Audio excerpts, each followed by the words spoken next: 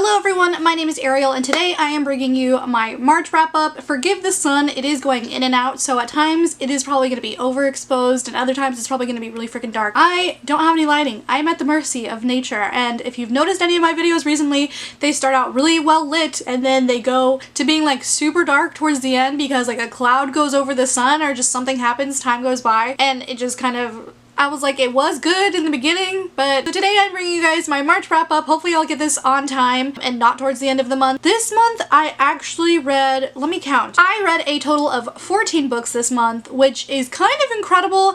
Granted, a lot of them were middle grade. I also have 4 mangas on this, so that's probably where I got a little ahead of myself, but still I'm really proud of myself. This is the most I've read in a month in a long while.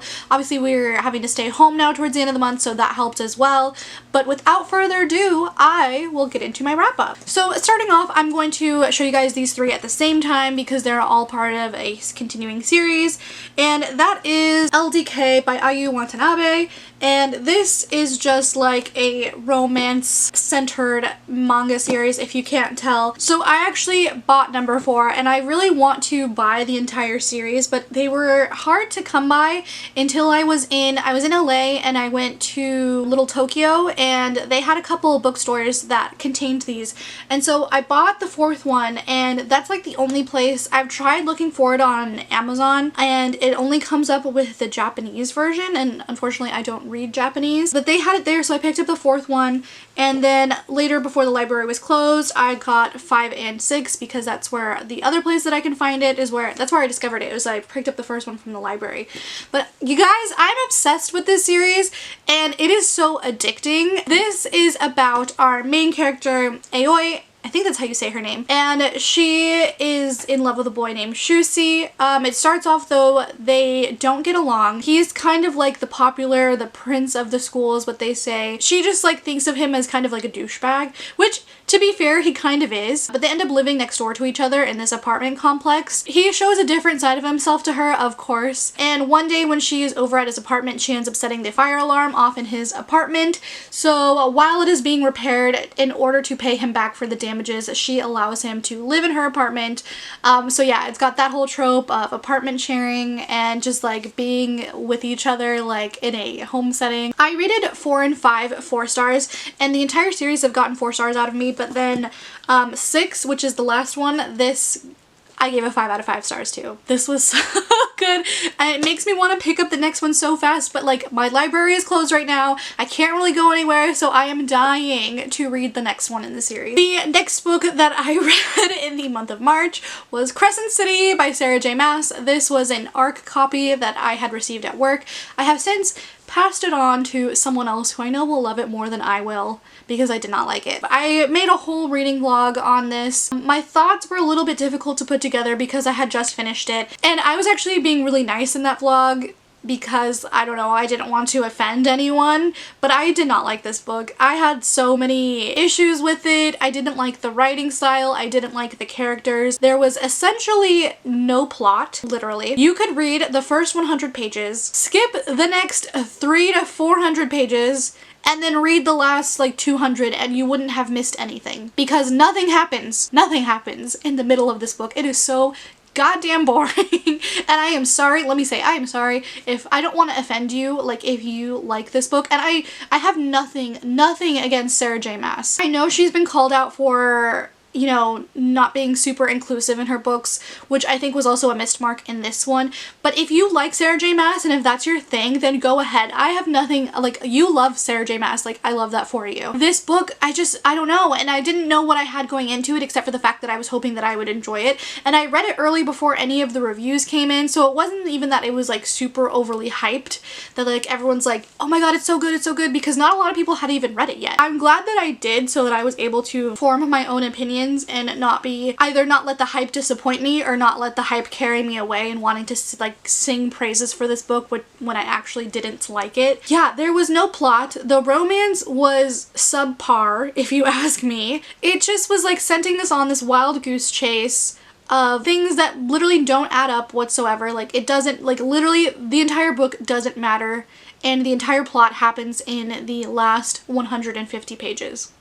So I don't see why this book had to be so freaking long. I feel like there's so much that I want to say about this book, but I don't know if I should dedicate an entire review to it because I feel like I've spent too long on this. If you want to talk to me about Crescent City, if you want to hear my thoughts, I know I've already shared it with like one or two other people who've read and finished the book and have the same kind of left feeling the same way as I am, although they're probably like at a 3 and I'm at a 2. I'm slowly going to, I don't know if I'm going to drop it to a 1, but we're sticking at like a solid 2-star. The next book that I read in March was actually a buddy you read with Angel over at Jurassic Reads. So I was participating in middle grade March, so that's why a lot of my wrap up is going to be middle grade. And we buddy read Elizabeth Webster and the Court of Uncommon Pleas by William Lashner. This was such a fun story, and it was a lot darker and I guess more mature than I would have expected for a middle grade. So this story revolves around our main character Elizabeth Webster, and a problem arises when a popular boy at her school joins them at their lunch table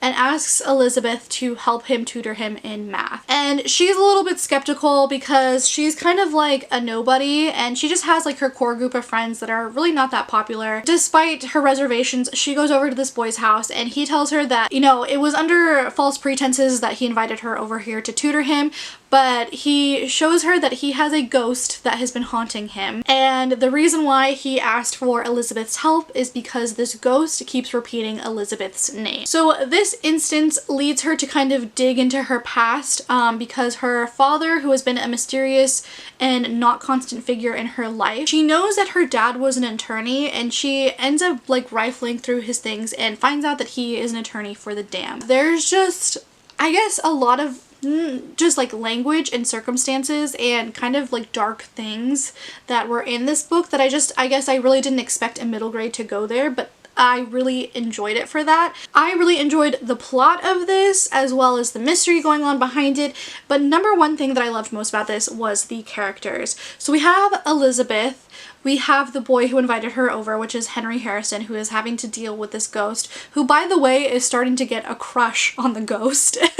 And then we also have her best friend Natalie, which honestly, Natalie is like the best character. They're all good characters, but Natalie, she has like the best one-liners, and these kids, they're so sharp, they're so clever. They feel like I'm watching a sitcom, the way that they like snap back at each other. The words that come out of their mouth is like so funny. The dialogue is so funny. I really enjoyed this. I highly recommend this to anyone who is interested. I gave this a 4.5 out of 5 stars. I'm excited to see what else this author writes. Hopefully that we'll get another story kind of in this world because I definitely could see this being expanded. And I know that Angel really liked it as well, so I was super happy that we picked something that we both really enjoyed. The next book that I read this month was part of a video series. The video is up on my channel. I'm gonna try and figure out if I can like link it up below, but if not, it'll definitely be down there.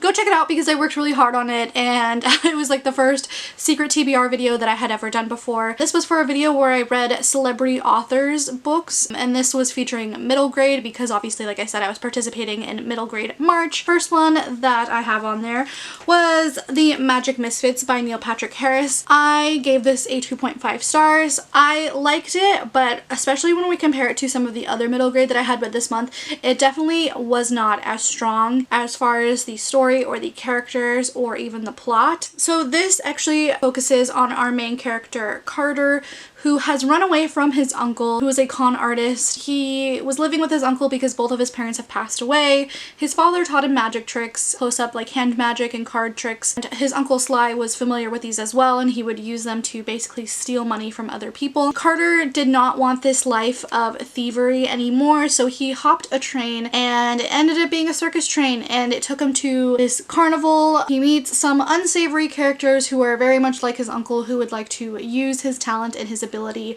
for monetary and personal gain, but he also runs into a mysterious figure named Mr. Vernon, who gives him a business card, and he finds out it's a magic shop, and he meets a bunch of new friends, and that's basically, like, I guess if you want to kick off the book, like what is going on. I felt like I feel like this wasn't enough. This felt very kind of just like la la la la la, like there was no actual feeling of imminent danger or anything like that. It was just like a bunch of kids having fun, but like no real problems were happening until the very end. But even at the end, you could see that it was all going to turn out okay. I talk more about this in the video as well. Did rate it a 2.5 stars. I wanted more from it. I think the writing was well done. I do think that Neil Patrick Harris was trying to go for like the Lemony Snicket sort of route where he would break the fourth wall, like throw at you like a big word and then try to explain to you what it meant and how it applied in the context of the story. I just don't think it was as well executed as Lemony Snicket's writing. And the one thing that I did think that was cute, and I mentioned it in the video, but I don't know if I actually opened it up to share, but throughout the book, there are like little how-tos of magic. Yeah, so there's like how-tos, and there's a couple of these throughout, which I think was cute. So if like kids are interested in learning like how to do certain tricks that are featured in the book, it kind of gives them a little tutorial. I definitely think that there are other things that I could recommend over this one. And yeah. And then the next book that I read in that video, which was actually a 2-star, so lower than Magic Misfits, Twintuition Double Vision by Tia and Tamara Mowry. Again, I talk about this in my video. Falls into the same kind of trap that Magic Misfits did. Nothing really happened. The plot, the characters, the conflict was not really there at all. There was an issue with the way that they portrayed bullying. They didn't really call out that bullying. It was just more of like, okay, like my sister did something cruel to another kid. Instead of standing up for what is right, I'm just gonna get back at her and completely disregard like the basic horror that my friend went through. So I didn't like that. I also thought it was very cheesy. This feels, I've read so many stories like this, and I'm sure many will be written afterwards. There was a whole Bean Girl trope, as well as like cliques, and the popular boy who's on the football team, which by the way, I found that hysterical because the entire town is getting so hyped for the middle school football game. Like I didn't even explain it that well in the video, but there's like people who call out of work and have the day off and tailgate the middle school football game. Granted, this is a small town in Texas. I can understand football being like a big hyped thing, but the middle school 6th grade football game. No one tailgates a middle school football game, calls out of work, shuts down the town for a middle school football game. I was like, this sounds ridiculous. And you know what? I know there's probably like an 8 or 9-year-old out there who would love this story, but I just want to like take it away and give you something better than this. There were so many issues with this. Again, I had an issue with the way that they portrayed bullying. There's a kid that gets pantsed by one of the main characters, and the main character, like I said, is not called out for it.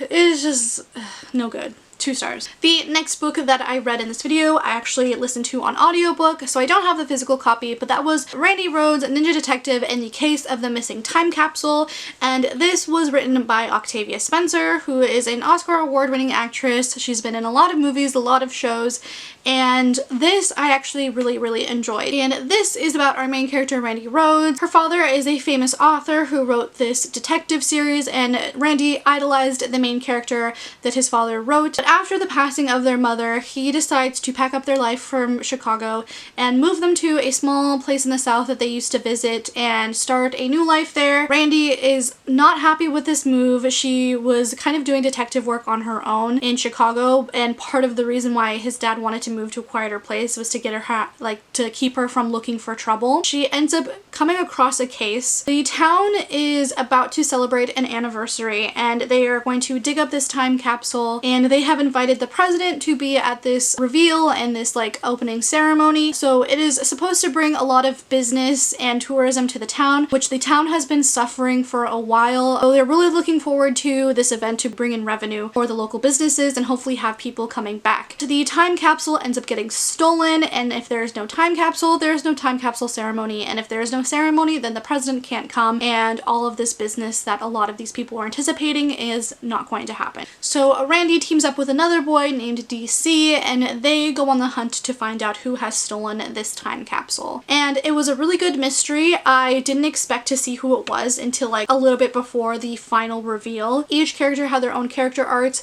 There was a lot of good representation in this as well. DC is an asthmatic, and he also has a hearing aid, and at first Randy kind of, while she befriends him and she allows him to kind of help her out on this detective journey, she at first kind of views him as holding her back because he at times is not able to keep up with her. She realizes that while he does have these things, he's also very beneficial to this investigation. Part of the reason is that because he has a hearing aid and he was hard of hearing, he's gotten really good at reading people's lips. So that was like a hidden skill that he had. So it was just, Brandy is very much a headstrong character, and you saw her become a little bit softer and a little bit more understanding. So I really enjoyed that as well. It was just a really good book, and I recommend it if you're looking for a good mystery series. I gave this a 4 stars. And then the next book that I read for this video was A Tale of Magic by Chris Colfer. This I gave a 3 star to. I thought it was a really cute fairy tale. This follows around our main character Bryce, who finds out that she has magical powers, and she lives in a kingdom where magic is kind of outlawed, and if you find out that you have magic, then you either are killed or you're imprisoned with like hard labor for the rest of your life. So when they find out that she has magic, she is sent away to this workhouse, but she ends up getting rescued by this woman called Madame Weatherberry, and she takes her to the school that she's building for magical children. Her mission statement of this school is to train these kids to hone their magical abilities and send them out into the world so that they can do good things for normal people. Magic will no longer be feared, and she gets permission to open up the school from the king. He gives her permission to find one boy and one girl with magical powers. She does this by explaining that the fact that magic in itself is not evil. Magic is done by fairies, and fairies are good. Witchcraft is done by witches, and witches are evil, and they are the ones that should be demonized. I liked it. I do think, let me see, because I talked about it in my video, but the beginning takes way too long to get us to the school. I feel like there is so much wasted in this book before we even get to this magical school. This book is 497 pages. We do not get to the magic school, which is where the bulk of the plot happens, until page 206, chapter 9. So we spend 8 chapters not getting to the school, which is what the whole book is about this magical academy where she trains kids to learn their magic and to go out into the world and do great things. And like half of those 9 chapters, probably like 100 pages, is focused on Bryce's family life, which has nothing to do with what is going on. This book wasted so much time in the setup of the plot. It dragged out way too long, and that was my main issue with this, was how long it was dragged out, because it really did not further the plot whatsoever. And I get that he was trying to get us familiar with the characters, but you shouldn't have to do that at the sake of providing an active plot moving forward. There was so much that was unnecessary that you could cut out. Again, kind of along the same vein as Crescent City, but at least I liked the characters in this one. I really didn't understand why it needed to be this long, and if you were gonna have it be this long, at least make it interesting, because it wasn't. I do want to continue on with the series because I liked the ending. I liked where it left off. There's a definite twist that I kind of saw coming, but I like how it was executed. I thought it was very well done. The writing is a little bit interesting as well. I don't know if I'm particularly a fan of it, although I think I could get used to it. It is told in kind of like a classical fairy tale format, where we have a narrator, and it just kind of feels like as if someone's telling you a fairy tale. But like I said, I did very much enjoy the characters in this, aside from our main character, Bristol, because she was definitely a Mary Sue type of character, which kind of got on my nerves. And she's also kind of like the most powerful one of all, and you find out that pretty soon. So, which was kind of a little bit irritating too, especially because she had shown no magical ability before this chance encounter happens. It was kind of like an accident that she discovered that she had magic. And then the last book that I read for that video was actually a 5-star read, and that was Epoka, the Tree of Ekroth, and this was created by Kobe Bryant and written by Ivy Clare. This follows 2 main characters, Prisha and Rovi, and Prisha is a princess of this kingdom, and she is nervous because she does not have any Grana, which Grana in this world gives you this like magical ability to be really athletic and really good at sports, and she will not be able to inherit her kingdom if she does not have any Grana. And then we also follow Rovi, who has been homeless and living on the streets, and he is part of a band of thieves, and he is the fastest one of them all and is very notorious. Anyways, they end up going to this school called Epoka, where they are trained to become these epic athletes, and it was a really interesting, fun book that was unlike anything I have ever read before. If you want to talk complex characters, I kind of spoil a little bit more in my video than I do here about what kind of happens and their backgrounds and circumstances. This has so many layers to it, and the characters have so much going on and so much to worry about. Personal stakes and outside forces that are also putting pressure on them. It was such a good book, and the characters in this outside of the two main characters were really well done as well. I highly enjoyed Vera, who is a big side character in this. She joins them at this school, and she's definitely got hardcore Gryffindor energy, and she is going to the school trying to prove herself because she's always lived in the shadow of her older brother. I loved this so much. I gave this 5 stars. Some of the fantasy elements of the story and of the world building didn't quite make sense. A lot of it wasn't explained. So at first I kind of, when I put it into the call pile system, it brought it down to like about a 4 star. But at the same time, I could not stop thinking about this book after I had read it for like a week after, and I had to give it 5 stars. I really enjoyed this book. I am so excited for the next one because it left on such like an ominous note. And so I'm excited to have started this series. Like, I love the characters to death, and I highly recommend this if you are interested. Sports fantasy, wasn't sure how it was going to work out, but it was so interesting and I loved it. The next book that I read was actually a buddy read. I do a book club with people that I work with at work, and the book that was chosen was Furyborn by Claire Legrand. I gave this like a 4.5 stars. I really enjoyed this. I know this gets a lot of mixed reviews on BookTube, and I've heard a lot of people say it is confusing, and I can see where the confusion was coming from.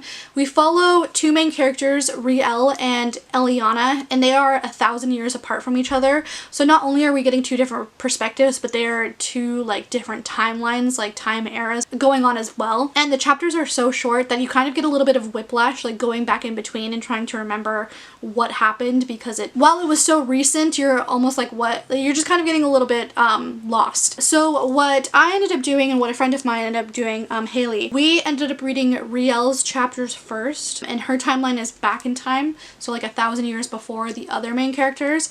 We read all of Riel's first, and then we read Eliana's, and we kind of did it as separate stories, and it was much easier to follow along. I loved this book so much. It is so good. It is so epic. I definitely prefer Eliana as a character over Riel. However, they are both very interesting and they have a lot going on. I just think Riel's kind of fell into the trope of like someone doing like a series of trials to prove themselves, and Eliana definitely had not only herself to worry about, but she has a little brother, and her love interest, Simon, is the best hate to love. I really enjoyed this. I would recommend it giving a shot if you're struggling to get through it, if you're getting confused. I would try reading Riel's parts first and then Eliana's, because it definitely helped. I'm super excited to read the next one. Haley, my friend Haley, who was reading it with me, she's already read Kingsbane, and she was going crazy with the end of it. She wanted to like throw the book because she needed the next one so badly. I really enjoyed this. I recommend giving it a try because I really loved it. And the premise of Furyborn is that there is a prophecy of a Blood Queen and a Sun Queen.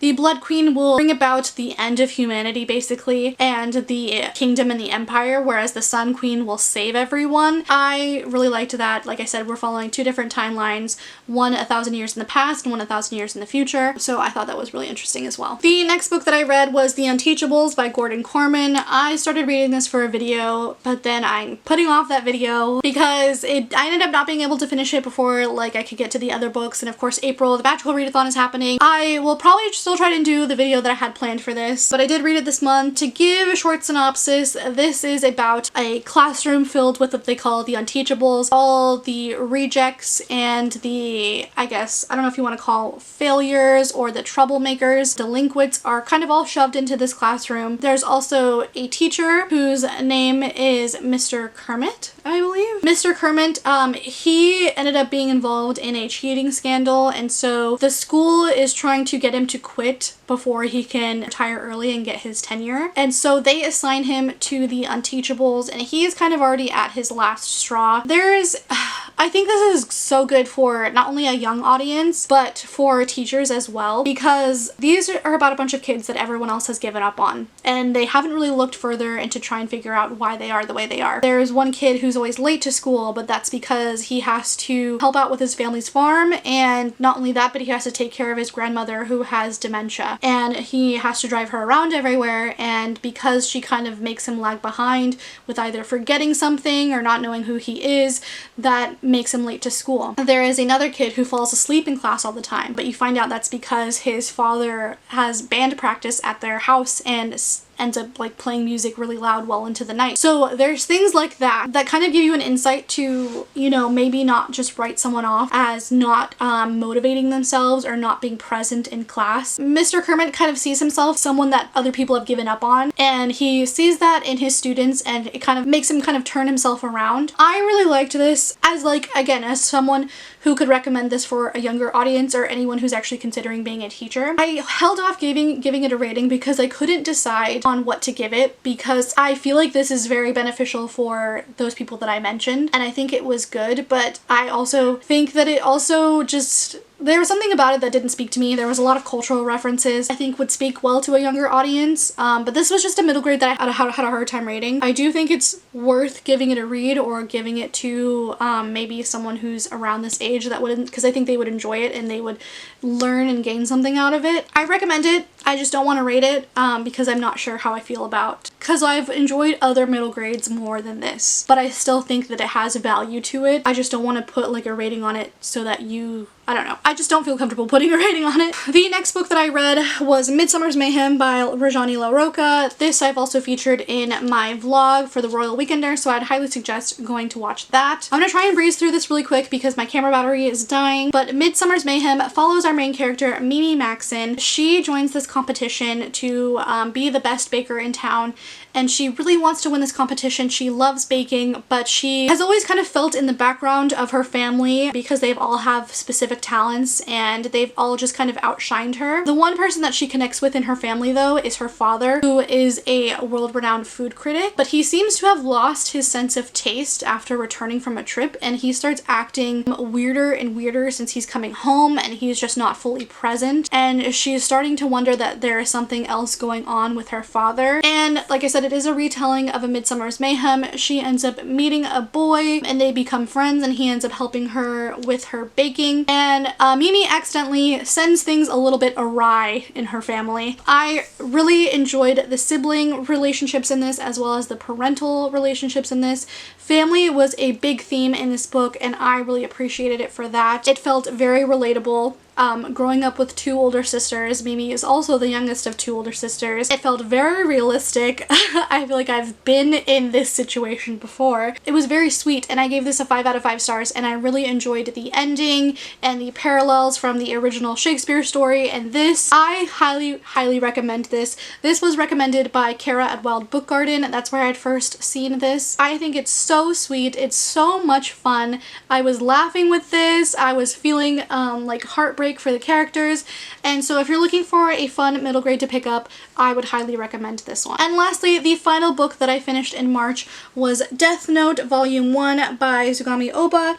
This is the black edition, so it contains volumes 1 and 2, and I really liked this. Again, I cannot wait to pick up the second one in the series. This follows our main character, Light, and he ends up getting hands on a death note. And a death note, if you put in the name of someone and you're picturing their face while you write their name in the death note, they will die, and you can decide how they die, when they die, what they die of.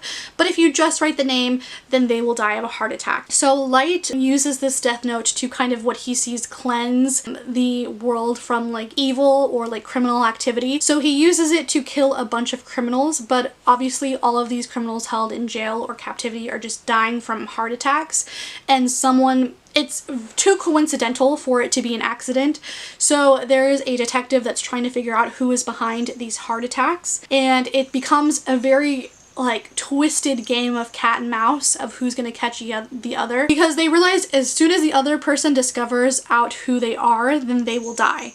because the detective knows that Light has this power to kill people whenever he wants. He just needs their name and their face. Light is trying to figure out who is the detective, whereas the detective is trying to figure out who Light is. And Light is so interesting as a character. He is definitely morally gray. He will stop at nothing. So my camera cut out, so now we're filming this part. But as I was saying, Light as a character was really interesting because of those reasons that I mentioned. He's considered all sorts of dark roots, and I just really like following someone who really has no moral compass, or someone who thinks that they're doing the right thing when in reality you can just see them being consumed with power and going down a dark path. So I really liked that. I gave this 5 out of 5 stars, and I'm really looking forward to continuing on with the series. Alrighty, and those are all the books that I've read in the month of March. Let me know if you've read any of them or if you are interested in reading any of them. Thank you guys so much for watching. I hope you guys are all doing well. I know times right now aren't the best, but I'm wishing you to stay happy and healthy,